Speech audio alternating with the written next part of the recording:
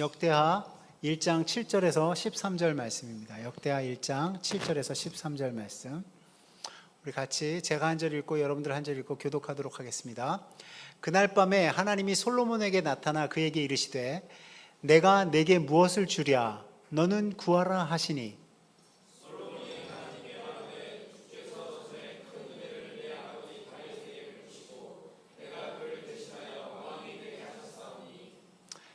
여호와 하나님이여 원하건대 주는 내 아버지 다윗에게 허락하신 것을 이제 굳게 하옵소서. 주께서 나를 땅의 티끌같이 많은 백성의 왕으로 삼으셨사오니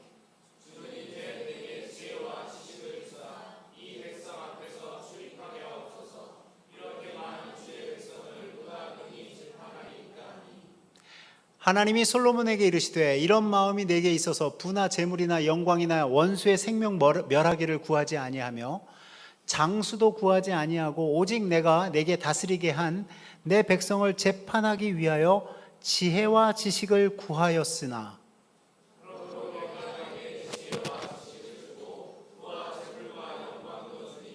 내 전의 왕들도 이런 일이 없었거니와 내 후에도 이런 일이 없으리라 하시니라. 아멘. 오늘 역대하 1장 7절에서 13절 말씀을 가지고 솔로몬을 창대하게 하시는 하나님이라는 제목으로 여러분들과 함께 말씀을 나누려고 합니다. 우리는 요즘 매일 성경을 통해서 역대하를 묵상하고 있습니다. 이제 지난 한 주 동안 역대하는 솔로몬의 그 성전 건축까지 마쳤어요. 그렇지만 우리가 이제 상당한 기간 동안 이 역대하 말씀을 매일매일 묵상해야 되기 때문에 제가 이 역대하 말씀 개관을 여러분들과 함께 나누고 이 역대하가 어떠한 관점으로 쓰여졌는지 또 이 역대하를 어떻게 우리가 이해하고 읽어야 되는지 한번 같이 묵상하도록 하겠습니다. 저는 오늘 이렇게 말씀을 준비할 때 이 솔로몬을 창대하게 하시는 하나님이란 제목으로 여러분들과 함께 말씀을 나누는 것은 중요한 것은 우리가 이 창대한 삶을 사는 데 있어서 반드시 하나님의 말씀의 원리와 원칙이 있다는 것입니다. 그래서 우리가 살아가는 데 있어서 내가 정말 창대한, 내가 지금 힘이 미약하지만 앞으로는 창대한 인생을 살아가야겠다라고 생각하는 사람들에게 정말 이 말씀이 조금 큰 힌트가 되고 이 말씀이 큰 힘이 되고 도전이 되기를 주님의 이름으로 간절히 축원합니다. 이 역대기는 제가 예전에도 역대상을 여러분들에게 설교하면서 이 역대기에 대한 그 개괄을 한번 한 적이 있어요.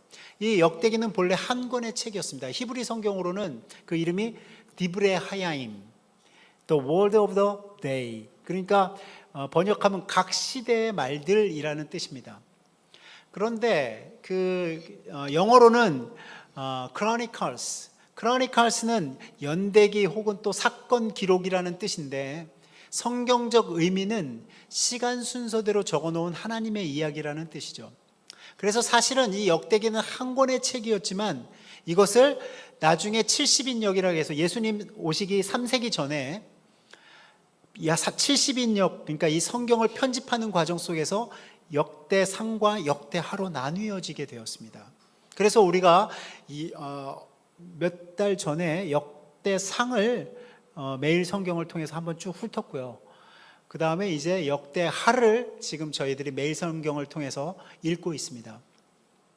혹시 죄송하지만 제가 좀 우리 남세종 시민교회 성도들이 혹시 이 전 교인들이 함께하는 이 매일 성경에 얼마나 참여하고 있는지가 좀 궁금해서 그러는데 제가 지금 매일 성경을 역대하를 지금 읽고 있습니다 하시는 분들 한번 잠깐 손을 들어 보실래요? 역대하를 지금 읽고 있습니다. 많네요. 예, 많습니다. 예, 좋아요. 여러분들, 제가 여러분들한테 부탁드리는 것은 이것은 우리 교회가 함께 이 매일 성경을 통해서 함께 은혜를 받고 함께 말씀을 나누고 또 구약 우리 목장 모임을 통해서 말씀을 함께 나누기 위해서 우리가 한 걸음으로 가자라는 의미에서 모든 성도가 지금 역대하를 함께 매일 성경을 통해서 읽는 것입니다.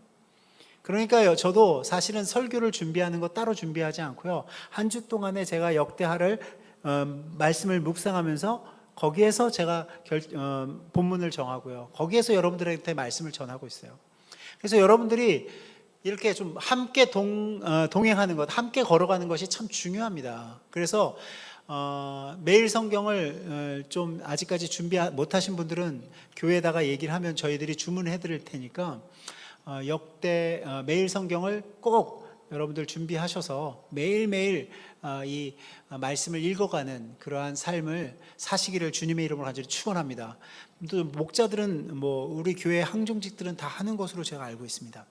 자, 그래서 이 역대기는 원래 한 권의 책이었는데 이 두 권으로 나뉘어지고 이 두 권이 역대상과 역대하로 지금 나뉘어져 있는데 이 역대하는 말이에요. 또 이 열왕기서와 굉장히 중복되는 내용들이 많습니다. 그래서 왜 하나님께서 이 하나님의 말씀을 우리에게 주실 때 이 역대하와 열왕기상에 이 굉장히 열왕기서의 말씀과 역대하의 말씀이 좀 동일하게 중복되는 부분이 왜 이렇게 많을까? 왜 똑같은 이야기를 반복해서 하는 것일까라고 생각하시는 분들이 있는데 사실은 그렇지 않습니다.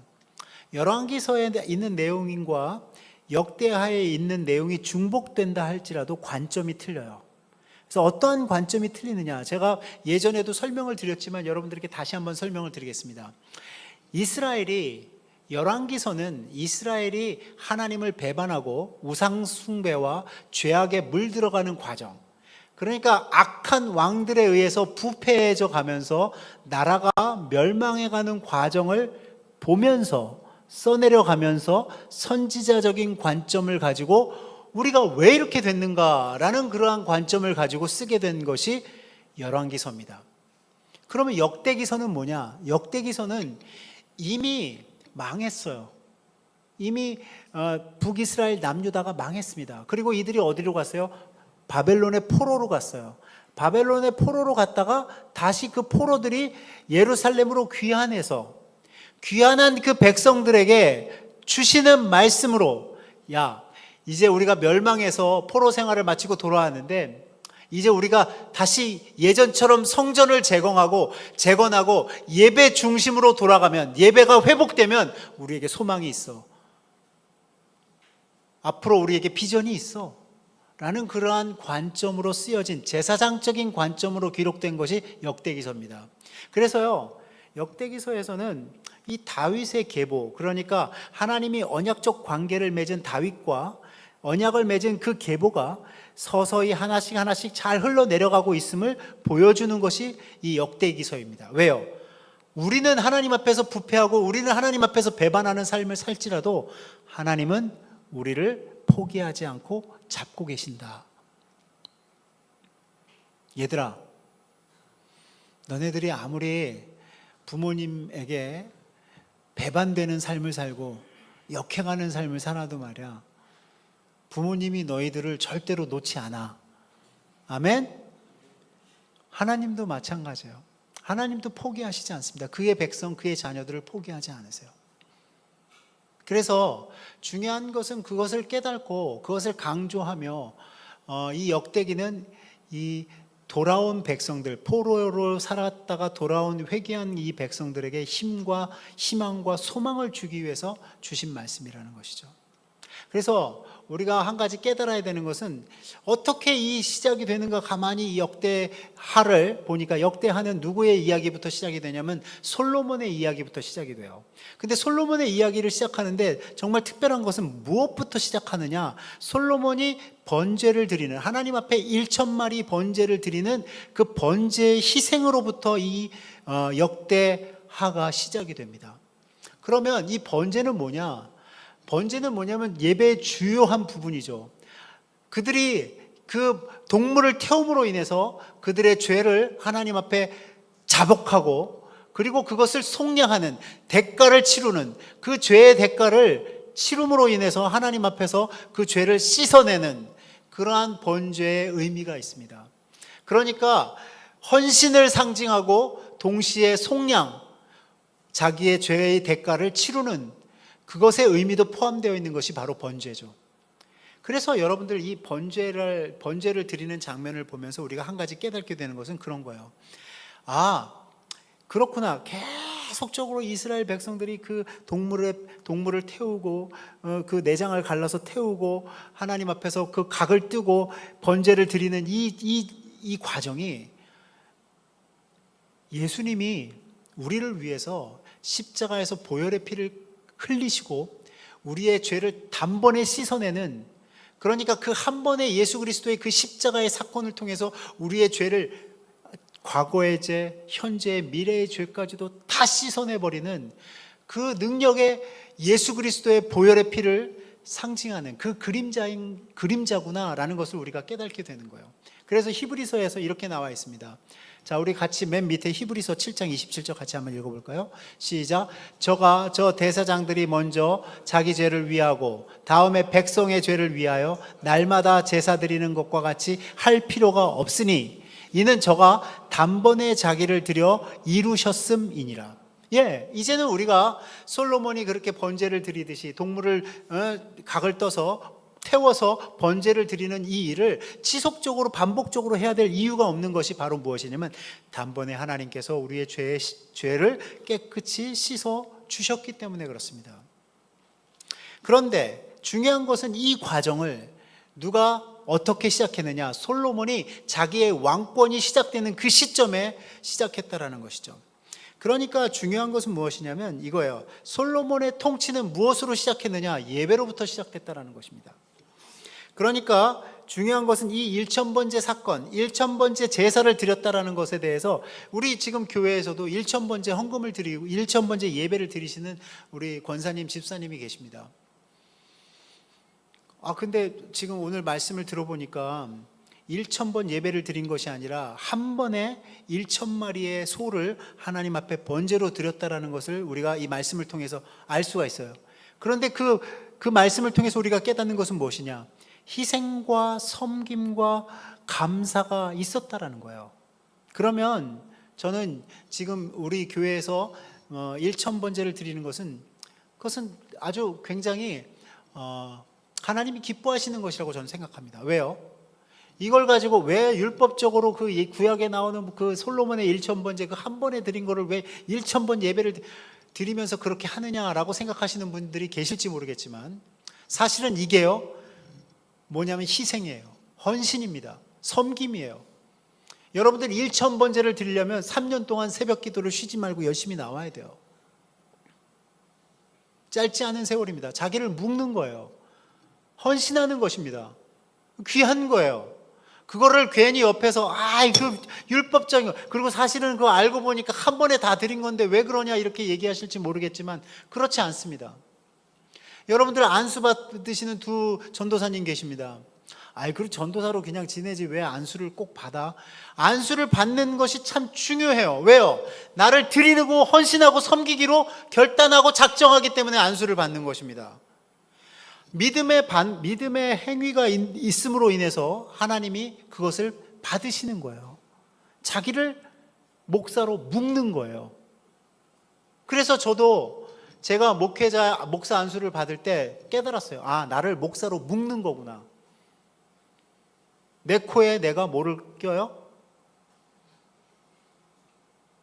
굴레를 씌우는 거예요. 그래서 저는 이것이 굉장히 헌신과 섬김의 의미가 분명히 있다고 저는 믿습니다. 그런데 중요한 것은 솔로몬이 드린 것은 이런 의미라고 저는 생각을 해요. 솔로몬은 자기가 통치해야 되는 시절이, 그러니까 자기가 이 나라를 다스리는 이 시기가 사실은 어떻게 보면 굉장히 위중한 그러한 시기예요. 그리고 사실은 그 다윗의 왕권을 잘 계승받아서 다윗이 예언한 대로, 다윗이 우리 솔로몬에게 유언한 대로 그 예배 중심의 나라를 세워야 된다라고 얘기했던 그 아버지의 그 뜻을 따라서 지금 이 이스라엘을 하나님 중심, 예배 중심, 성전 중심으로 이끌어가겠다는 그 결단을 하는 것이 바로 이 1,000번제의 의미예요. 그래서 저는 이 희생을 드린 이 솔로몬의 삶에서 우리가 정말 깨달아야 되는 것이 하나 있어요. 뭐냐면 이렇게 하나님 앞에 헌신적인 그러한 삶을 살겠다라고 결단했던 그 솔로몬에게 하나님이 부어주신 것이 과연 무엇이냐? 바로 이거예요. 우리 같이 한번 읽어볼까요? 시작. 다윗의 아들 솔로몬의 왕위가 견고하여 가며 그의 하나님 여호와께서 그와 함께하사 심히 창대하게 하시니라. 아멘. 다윗도 그러했지만 솔로몬도 그의 번성의 이유가 그의 실력과 그의 능력과 그의 자질 때문에 그 나라가 번성한 것이 아니라는 것을 성경이 선포하는 거예요. 솔로몬의 그 번영은, 솔로몬의 그 창대함은 누구로부터 임한 것이냐? 하나님께로부터 임한 것이다. 하나님이 함께 하셨기 때문에, 하나님이 도우셨기 때문에 그가 창대했다라는 것을 이 역대하가 선포하면서 시작합니다. 그러니까 중요한 것은 무엇이냐면, 이 솔로몬이 이 나라를 시작하면서 1절과 6절까지 뭘 하냐면, 방백들, 리더자들, 그 나라를 다스리는데 자기와 함께 해야 할 족장들을 다 데리고 기브온으로 가서 1,000번째 번제를 드리고 제사를 드리고 예배를 드리고, 그리고 자기의 그 왕권 통치를 시작합니다. 여러분들 여기에서 한 가지 분명히 깨달아야 되는 게 있어요. 뭐냐면요, 우리는요 아주 위중한 일을 맡게 되면, 아주 위중한 역할을 맡게 되면, 그러면 그 역할 때문에 하나님이 보이지 않을 때가 있어요. 그런데 우리는 그 위중한 그 역할을 맡았을 때 누구를 먼저 바라봐야 되냐면 하나님을 바라봐야 돼요. 왜냐? 이런 겁니다. 여러분들 잘 보세요. 이제 왕권을 얻었어요. 왕권을 얻었으면 무엇부터 해야 되냐면 우수한 인재를 등용해서, 중요한 것은 그 나라를 정확하게 잘 이끌어갈 내각을 잘 구성해야 돼요. 그리고 권력의 누수의 현상이 일어나지 않도록 돌봐야 됩니다. 수많은 일들이 산적해 있어요. 세금을 징수하고 지출하고 인접 국가들을 관리하고 조공의 문제를 확립하고, 하여튼 솔로몬이 이 왕권을 물려받은 이후에 해야 할 일들이 산적해 있습니다. 그런데 일단은 그것을 뒤로 한 채 뭐부터 했어요? 예배를 드렸어요. 제사를 드렸습니다. 헌신을 했어요. 섬겼어요. 그것은 무슨 얘기냐? 이것은, 중요한 것은 내가 아무리 위급한 일, 다급한 일, 위중한 일이 나에게 닥쳐도 우리는 본질로 돌아가야 돼요. 어디로 돌아가야 돼요? 예배로 돌아가야 돼요. 예배로부터 그 모든 것들, 그러니까 이 모든 것들이 하나님이 해주신 것이기 때문에 하나님과의 관계가 가장 중요하다는 것을 깨닫고 그 예배의 자리에 임해야 된다는 것입니다.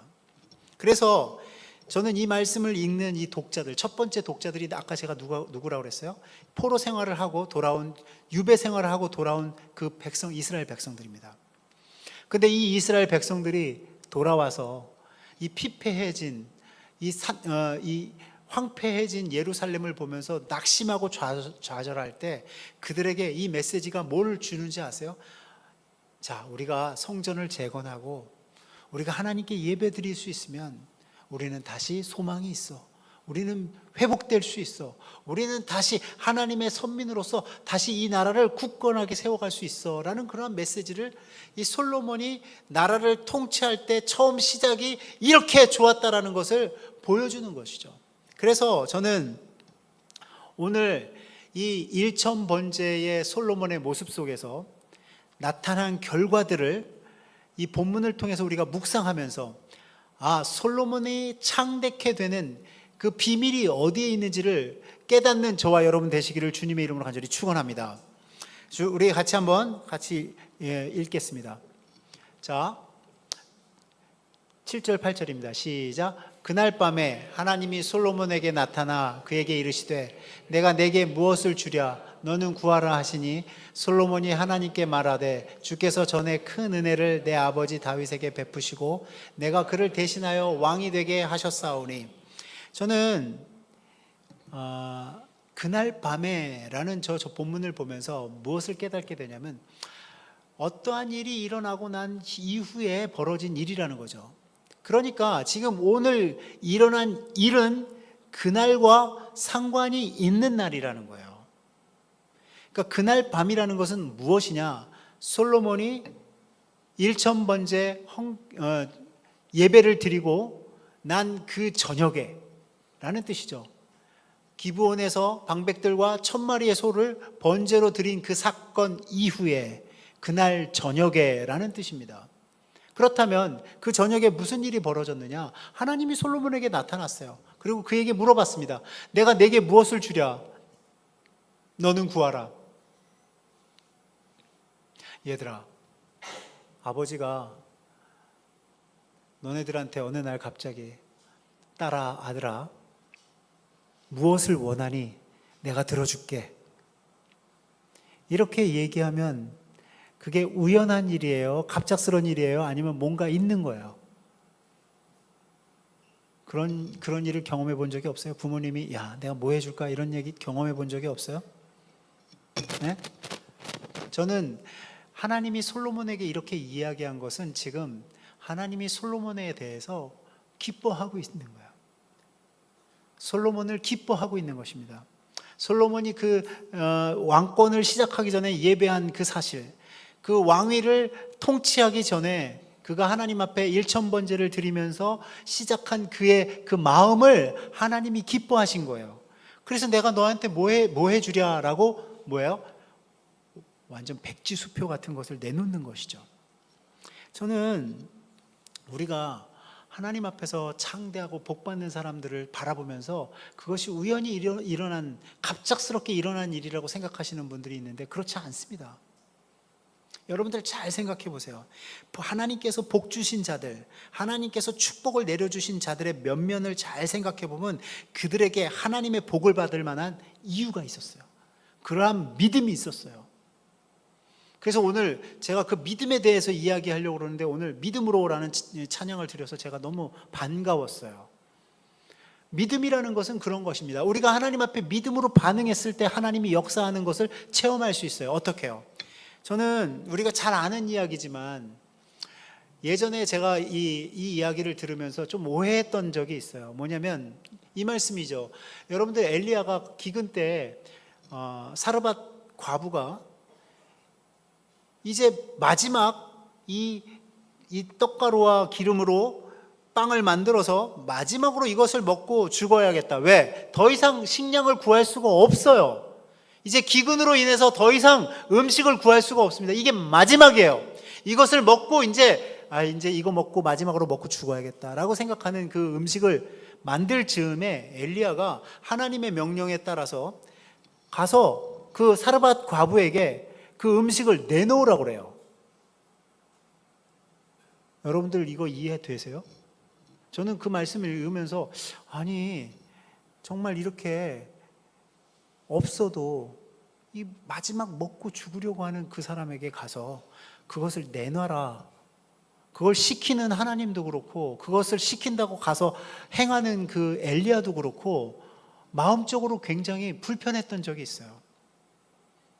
그런데 여러분들도 그게 이해가 되십니까? 쉽게 이해가 되세요? 근데 엘리야가 뭐라 그러냐면 엘리야가 한마디 딱 던져요. 너 네 그 가루통에 가루가 떨어지지 않고 너 기름병에 그 기름이 떨어지지 않을 것이다. 이렇게 얘기해요.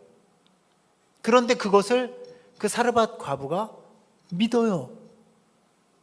믿습니다. 왜 믿는다라고 생각하냐면 믿기 때문에 그 마지막 남은 것을 빵을 만들어서 엘리야에게 드립니다. 그 엘리야에게 드리니까 어떻게 돼요? 결과적으로 그 떡 가루가 떨어지지 않고 그 기름병에 기름이 떨어지지 않습니다. 저는 이 말씀 읽으면서 그런 생각했었어요. 야, 이 말씀 되게 위험하다. 이거 이단 교주들이 써먹기 딱 좋은 말씀인데 괜히 없는 사람들 재산 다 탈취할 수 있는 너 내놔 그러면 찰 거야 이렇게 얘기해가지고 괜히 사람들한테 미혹하면 어떡하나 이런 말씀 가지고 그래서 저는 굉장히 위험한 말씀이라고 생각도 했었어요. 그러나 이 여인이 분명히 믿음으로 반응해서 그러한 사건이 일어났다라는 것에 대해서는 성경이 우리에게 기록하고 있어요. 그런데 저는 이 말씀을 내가 왜 잘못 이해했는지를 나중에 신약의 말씀을 통해서 깨닫게 됐어요. 어떤 말씀을 통해서 깨달았냐면 이 말씀이에요. 여러분들 같이 한번 읽어볼까요? 어느 날 예수님이 회당에 가서 이 말씀을 읽었습니다. 자, 같이 읽어볼까요? 시작. 주의 성령이 내게 임하셨으니 이는 가난한 자에게 복음을 전하게 하시려고 내게 기름을 부으시고 나를 보내사 포로된 자에게 자유를, 눈먼 자에게 다시 보게 함을 전파하며 눌린 자를 자유롭게 하고. 여러분들 있잖아요, 이 이사야의 이 말씀은 메시아가 나타나면 그러한 일이 벌어진다라는 것을 예언한 말씀이에요. 가난한 자에게 복음이 전파되고 기름을 부으사 포로된 자에게 자유를 주시고 눈먼 자를 다시 보게 한다, 눌린 자를 자유케 한다. 이러한 이 이사야의 말씀을 누가 읽어요? 예수님이 읽어요. 그러면 이 말씀을 읽으면서 예수님이 뭐라고 했냐면 이 말씀이 너희에게 임했다라고 이야기합니다. 선포합니다. 그러니까 이 말씀이 너희에게 임했다라고 하는 그 예수님의 말씀에 이 유대인 지도자들, 종교 지도자들이 화가 나요. 아니, 자기가 지금 메시아라는 거야? 그래서 화가 나니까 뭐라고 그래? 그 자리에서 그럼 한번 너 해봐. 너 해봐. 눈먼 자를 눈뜨게 해봐. 기적을 베풀어봐. 보여주면 우리가 믿을게. 그런데 그렇게 이야기하는 그들에게 예수님이 이 이야기를 하세요. 자, 같이 한번 읽어볼까요? 시작. 내가 참으로 너희에게 이르노니 엘리야 시대에 하늘이 3년 6개월간 닫혀 온 땅에 큰 흉년이 들었을 때 이스라엘에 많은 과부가 있었으되 엘리야가 그중 한 사람에게도 보내심을 받지 않고 오직 시돈 땅에 있는 사렙다 한 과부에게 뿐이었으며. 여러분들 이 말씀을 읽으면서 무엇을 여러분들이 깨닫게 됩니까? 저는 이 말씀을 보면서 그렇구나. 그 많은 과부들이 있었는데 유대인의 많은 과부들이 있었는데 사르밧 과부에게 엘리야를 보냈어요. 왜요? 이 사르밧 과부가 믿음이 있기 때문에 그런 거예요. 어떤 믿음이요? 엘리야가 가서 내놔라 했을 때도 그 엘리야의 이야기를 듣고 믿음으로 반응할 수 있는 여인이기 때문에 하나님이 엘리야를 사르밧 과부에게 보낸 거예요. 아무에게나 이러한 일이 일어나지 않습니다. 누군가 이걸 흉내내면 여러분들 절대로 이렇게 해서는 안 돼요. 왜요? 하나님이 보내서 그 사르밧 과부가 그러한 믿음이 있는 여인인 줄 아니까. 여러분들 잘 보십시오. 이방인 여인이 믿음으로 하나님 앞에 접근해서 예수님에게 접근해서 고침을 받은 경우도 있어요. 왜? 나는 이스라엘의 택한 백성들에게 나는 부르심을 받은 사람이다 라고 이야기하니까 뭐라고 그래요? 아니, 개들도 주인의 상에서 떨어지는 그 부스러기를 먹지 않습니까? 하는 이 이야기를 하는 이 이방 여인이 자기의 딸을 고침을 받는 그러한 은혜가 임하는 것을 여러분들 말씀에서 읽었습니까? 자, 뭐가 중요하냐면 그 가루통에 가루가 떨어지지 않고 그 기름에 기름이 떨어지지 않는 게 중요한 게 아니에요.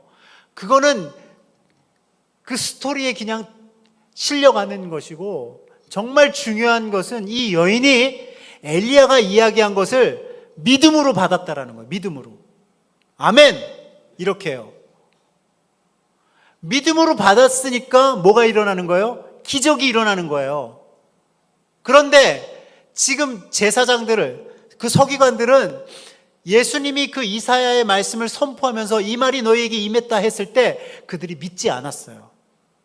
믿지 않고 해봐 라고 하면 기적이 일어나지 않습니다. 그러니까 우리가 하나님 앞에서 어떻게 반응하느냐가 중요해요. 믿음으로 반응하느냐, 아니면 한번 당신 해봐. 오케이. 그렇게 잘났어? 그렇게 믿음 있어? 그렇게 신실해? 한번 해봐 라고 하는 사람에게는 절대로 기적이 일어나지 않는다라는 거예요. 하나님의 역사가 일어나지 않는다라는 것입니다. 그러니까 중요한 것은 뭐예요? 중요한 것은 그러한 은혜와 축복을 받은 사람들, 하나님의 그 은혜가 임한 사람들에게 무엇이 수반되어야 하냐면 믿음이 수반되어야 된다는 것입니다. 아멘? 그래서 중요한 것은 무엇이냐면 솔로몬이 그러한 믿음이 있었다는 거예요. 어떤 믿음이요? 아버지에게 하나님이 함께 하셨기 때문에, 아버지에게 하나님이 동행하셨기 때문에, 하나님의 은혜가 임했기 때문에 아버지가 그 훌륭하게 그 왕권을 수행했다라는 것을 믿었기 때문에 이렇게 얘기하는 거예요. 자, 같이 읽어볼까요? 시작. 솔로몬이 하나님께 말하되 주께서 전에 큰 은혜를 내 아버지 다윗에게 베푸시고 내가 그를 대신하여 왕이 되게 하셨사오니. 솔로몬은 확신했어요. 믿었어요. 믿음으로 반응했어요. 그랬기 때문에 예배드린 거예요. 그랬기 때문에 1,000번째 헌금이 그 소가 아깝지 않은 거예요. 하나님께 드려도 아깝지 않은 거예요. 왜요? 하나님이 아버지에게 함께 하셔서 아버지가 훌륭하게 그 왕권을 수행해낸 것을 믿고 나에게도 그 은혜를 부어주십시오. 나도 하나님이 나와 함께 하셔야지만 이 왕권을 잘 이어갈 수 있습니다라는 고백으로 이렇게 얘기하는 거예요. 자, 저 노란 글씨만 읽어주세요. 노란 글씨만. 다른 거 읽지 말고 노란 글씨 한번 같이 읽어볼까요? 시작. 주께서 전에 큰 은혜를 미안해요. 자, 다시 한번. 내가 노란 거 읽자고 그러면서 딴 거 읽었네. 노란 것만 읽어요. 시작. 주께서 큰 은혜를 베푸시고 내가 왕이 되게 하셨사오니. 네. 중요한 거는 솔로몬도 저렇게 믿고 있는 거예요. 뭐예요? 하나님의 은혜가 임해서 내가 왕이 된 거고. 여러분들 잘 보세요. 솔로몬은요, 왕권의 순위로 따지자면 아도니아가 먼저예요. 순위에서 밀려요. 그런데 솔로몬이 왕이 된 이유는 단 한 가지예요. 하나님이 다윗에게 그렇게 약속하셨기 때문에 그래요. 너의 아들 솔로몬이 내 왕권을 이으리라. 중요한 것은 무엇이냐면 솔로몬이 왕위를 얻게 된 것도 솔로몬이 실력이 있어서 재능이 있어서 능력이 있어서 된 것이 아니라 하나님이 삼아 주셨기 때문에 그렇게 된 것입니다. 아멘? 이러한 믿음이 있으면요, 기도도 믿음으로 해요. 어떻게 해요? 자, 같이 한번 읽어볼까요? 시작. 주는 이제 내게 지혜와 지식을 주사 이 백성 앞에서 출입을 하게 하옵소서. 이렇게 많은 주의 백성을 누가 능히 재판하리이까 하니. 자, 보세요. 자기의 소명이나 자기의 부르심이나 하나님이 자기를 왜 사용하는지를 정확하게 이해하고 있는 사람은 그 소명을 잘 감당할 수 있을, 감당하기 위해서 필요한 것이 무엇인지를 알아요. 그러니까 여러분들 잘 생각해 보세요. 내가 이분이 나에게 이것을 맡기셨는데 이것을 잘 감당하기 위해서는 나에게 필요한 것이 이것이야 라고 생각했을 때 그것을 위해서 간구하는 거예요. 그러니까 소명의식이 분명한 사람이 올바른 기도와 올바른 간구를 하는 것입니다. 솔로몬은요, 하나님한테 내가 너한테 뭘 줬으면 좋겠니? 라고 했을 때 자기가 맡은 일과 관계된 것을 하나님 앞에 구했어요. 어떤 거요? 주님, 내가 이제 앞으로 왕으로서 재판하지 않겠습니까? 재판할 때 제가 지혜가 있어야지 저들을 재판하지, 제가 지혜가 없으면 저들을 온전히 공정하게 재판할 수 없습니다. 하나님, 저에게 지혜를 주세요. 여러분들, 이게 얼마나 중요한 얘기냐면요, 이런 거예요.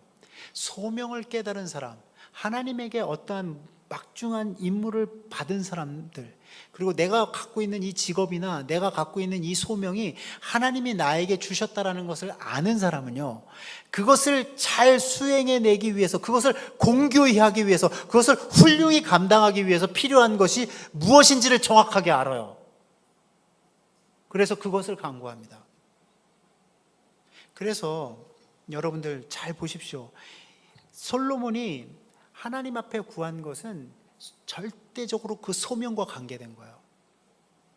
여러분들 잘 보세요. 제가 목사입니다. 제가 목회자예요. 그런데 제가 목회자로서 새벽마다 나와가지고 하나님, 저에게 물질을 주십시오. 저에게 땅을 주십시오.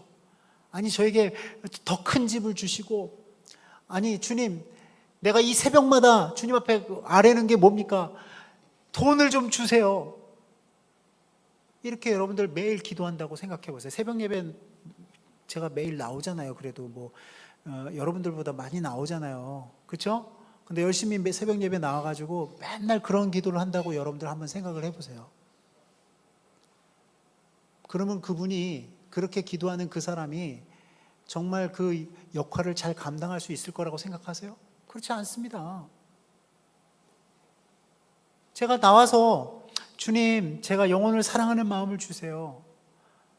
우리 성도들을 사랑하는 마음을 주세요.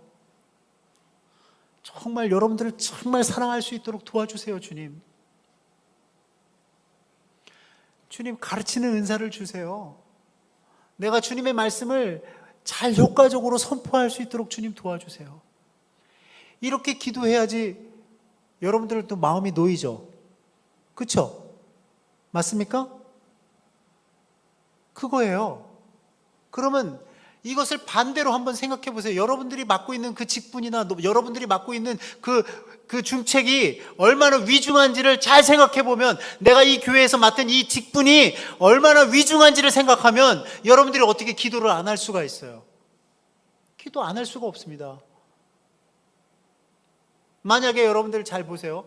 내가 선생이에요. 내가 선생인데 기도하면서 주님, 좀 아이들이 좀 많이 늘어가지고 제가 좀 수익이 좀 늘게 해주세요. 이렇게 기도한다고 생각해 보세요. 마음이 놓여요, 그 선생님한테? 그 선생님이 주님 앞에 나와서 새벽마다 주님, 제가 아이들을 잘 가르치게 해주세요. 그 아이들을 사랑하게 해주세요. 그 영혼 하나하나를 놓치지 않고 그 아이들을 잘 이끌어가게 해주세요. 이렇게 기도해야지 여러분들 마음이 놓이지 않습니까? 그거는 맡기신 분이나 그 사람을 통해서 영향을 받는 학생들이나 누구에게 유익한 건지를 분명히 알 수 있지 않습니까? 뭐가 유익한지를 알 수 있지 않아요? 무엇을 위해서 기도하십니까? 어떤 것을 위해서 기도하세요? 여러분들이 맡겨진 그 사명과 정말 관계 있어요? 여러분들이 맡겨진 여러분들의 직업과 관계가 있습니까? 여러분들이 맡겨진 여러분들의 자녀, 여러분들에게 허락된 남편, 여러분들에게 허락된 아내, 이것과 관계가 있냐고요? 있어야 돼요. 왜요? 그것을 하나님이 우리에게 허락하셨기 때문에요. 쓸데없는 것을 기도하니까 응답이 없는 거예요. 제가 힌트를 드릴게요. 뭐가 쓸데없는 것인지. 자, 같이 한번 읽어볼까요? 시작. 하나님이 솔로몬에게 이르시되 이런 마음이 내게 있어서 부나 재물이나 영광이나 원수의 생명 멸하기를 구하지 아니하며 장수도 구하지 아니하고 오직 내가 내게 다스리게 한 내 백성을 재판하기 위하여 지혜와 지식을 구하였으니. 여러분 보세요. 하나님도 뭘 흡족해 하세요? 하나님이 흡족해 하는 것은 쓸데없는 것을 구하지 않고 정말 필요한 것, 내가 너에게 맡겨준 그 일을 잘 감당하기 위해서 필요한 그것을 구하니까 하나님이 흡족하신 거예요. 쓸데없는 게 뭐예요? 이제 알겠죠? 뭔지. 제가 밑 노란 줄 친 게 쓸데없는 거예요. 자, 뭐예요? 부나 재물이나 영광이나 원수의 생명 멸하기나 장수의 삶을 오래 살게 해주세요. 이런 거 다 쓸데없는 거예요. 왜 쓸데없는 거냐? 잘 보세요. 솔로몬이 저렇게 구하니까 하나님께서 뭐라고 얘기하시는지 한번 들어보실래요? 뭐냐? 이게 빠졌네요. 자, 12절입니다. 12절. 그러므로 내가, 같이 읽어봅시다. 시작. 그러므로 내가 내게 지식과 지혜 주고 부와 재물과 영광도 주리니 내 전의 왕들도 이런 일이 없었거니와 내 후에도 이런 일이 없으리라 하시니라. 여러분들, 이거는 이제 여러분들이 삶을 추구하는 데 있어서 중요한 힌트예요. 여러분들이 부와 재물과 영광을 추구하면요, 다 잃어버려요. 여러분들에게 맡겨진 소명도 잃어버리고, 여러분들에게 맡겨진 가정도 잃어버리고, 여러분들에게 맡겨진 자녀들도 잃어버리고, 다 잃어버립니다. 그리고 오직 뭐 물질을 얻을지 모르겠어요. 오직 뭐 재물과 영광을 얻을지 모르겠어요. 그러나 이것들은 다 얻어봤자 모든 것을 다 잃고 난 다음에 얻으면 아무 소용이 없는 거예요. 자, 이 방법을 따르세요. 어떻게 해요? 내게 정말 필요한 하나님, 나에게 맡겨진 가정, 나에게 맡겨진 자녀, 나에게 맡겨진 교회, 나에게 맡겨진 영혼, 나에게 맡겨진 이 목장, 나에게 맡겨진 이 소명, 이것을 이루기 위해서 나에게 필요한 것이 무엇인지를 간구하고 그것을 위해서 개발하고 그것을 공교히 하고 그것을 세워갈 때 나머지는 보너스로 주시는 거예요, 하나님이. 아멘? 그러한 인생을 살아야지. 다른 거 다 구했는데, 다른 거 다 가지고 있는데, 물질도 가지고 있고 재물도 갖고 있고 영광도 다 가지고 있는데 가정도 잃고 직장에서는 인정 못 받고 자녀들 잃어버리고 그리고 나에게 맡겨진 사명 못 감당하고, 이게 불행한 거예요. 이게 불행한 것입니다. 사랑하는 여러분, 우리는 기도해야 돼요. 나에게 맡겨진 것들을 잘 감당할 수 있도록. 여러분들 학생들 기도해야 돼요. 여러분들에게 맡겨진 게 뭐예요? 여러분들에게 맡겨진 게 많은 게 아니에요. 자녀로서 부모에게 효도하고 순종하고, 이게 중요한 거예요. 내가 부모에게 잘 순종하게 해주세요, 주님. 내가 부모님 말씀이라면 제가 그냥 팥으로 메주를 쓰라고 해도 제가 순종하게 해주세요. 이거 기도해야 돼요. 기도하지 않고 여러분들 이루어지지 않습니다.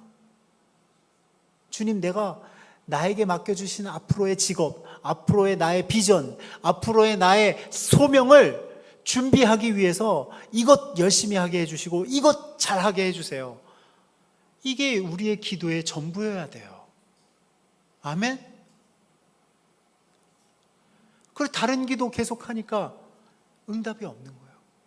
그래서 여러분들 신약에서 우리에게 이런 힌트를 계속 주는 거예요. 이런 힌트를 계속 줍니다. 자, 우리 넘어갑시다. 다시 처음으로, 뒤로요. 예, 같이 한번 읽어볼까요? 왼쪽에 큰 빨간 글씨로, 빨간 배경으로 되어 있는 거 한번 같이 읽어볼까요? 시작. 너희가 내 안에 거하고 내 말이 너희 안에 거하며 무엇이든지 원하는 대로 구하라. 그리하면 이루리라. 예, 여러분들이 이루는 그 일은 말이에요, 무엇이든지 원하는 대로 구하라. 그리하면 이루리라. 여기에 포커스를 맞추면 안 돼요. 안 돼요. 거기에다 포커스를 맞추면. 어디에 포커스를 맞춰야 되냐? 너희가 내 안에 거하고 내 말이 너희 안에 거하면. 그러니까 우리가 하나님의 말씀을 열심히 묵상하고 그 말씀대로 순종하는 삶이 내 안에 거하는 그 삶이 이루어지면, 그러면 그 사람들이 구하는 것을 하나님이 이루어 주시겠다라는 것입니다. 아멘? 그러기 전에는 어림도 없어요. 무엇이든지 원하는 대로 구하라. 그리하면 이루리라.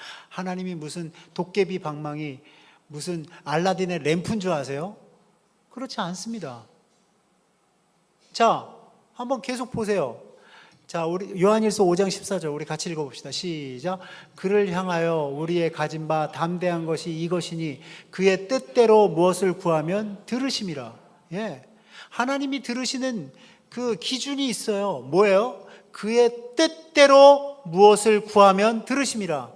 하나님이 도깨비 방망이가 아니에요, 여러분. 하나님이 여러분들의 소원을 들어주시는 알라딘의 램프가 아닙니다. 여러분들의 삶에서 하나님의 말씀에 순종하고 따르려는 의지가 있어야 돼요. 그 행함이 있어야 돼요. 그래서 요한일서 3장 22절 같이 한번 읽어봅시다. 같이 시작.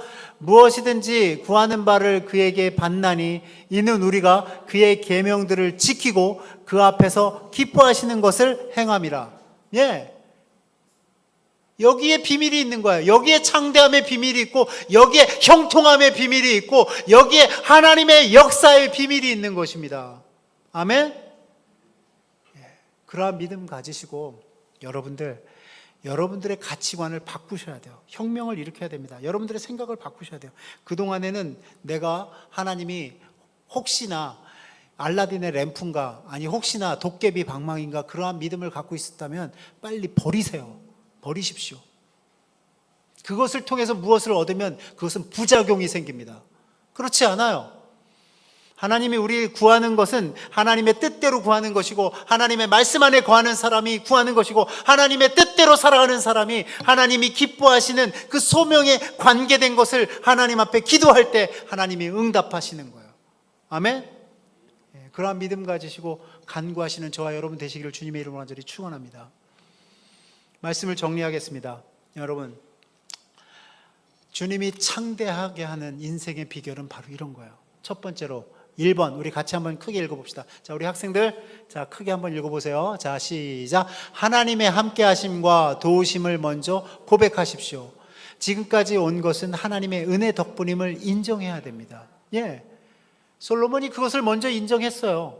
아버지와 함께 하셨기 때문에 나와도 좀 함께 해달라고 인정하며 하나님의 도우심 때문에 이렇게 된 것을 인정하고 살았습니다. 두 번째, 자, 같이 한번 읽어볼까요? 두 번째, 시작. 믿음으로 먼저 반응하라. 믿음의 반응이 있을 때 하나님의 기적을 경험할 수 있습니다. 믿음으로 반응하지 않으면 기적이 일어나지 않아요. 믿음으로 내가 행하지 않고 믿음으로 선행하지 않으면 열매가 맺혀지지 않습니다. 믿음으로 반응해야 돼요. 자, 세 번째, 같이 읽어봅시다. 시작. 모든 은혜와 소명의 근원이 하나님이심을 깨달을. 나를 부르시고 일하게 하신 분은 하나님이십니다. 네. 여러분들을 부르셔가지고 여러분들의 이 직분을, 여러분들을 이 성가대의 이 직분을 여러분들에게 주신 분도 하나님이시고, 그 일을 수행하게 하시는 것도 하나님이세요. 아멘? 하나님과 함께 하시지 않으면 이룰 수가 없어요.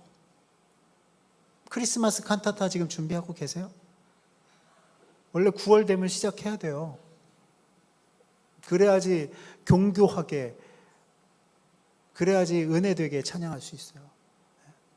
자, 마지막 같이 한번 읽어봅시다. 시작. 소명을 바로 이해하고 기도하라. 하나님이 원하시는 간구와 기도에는 반드시 응답이 있습니다. 보너스도 있습니다.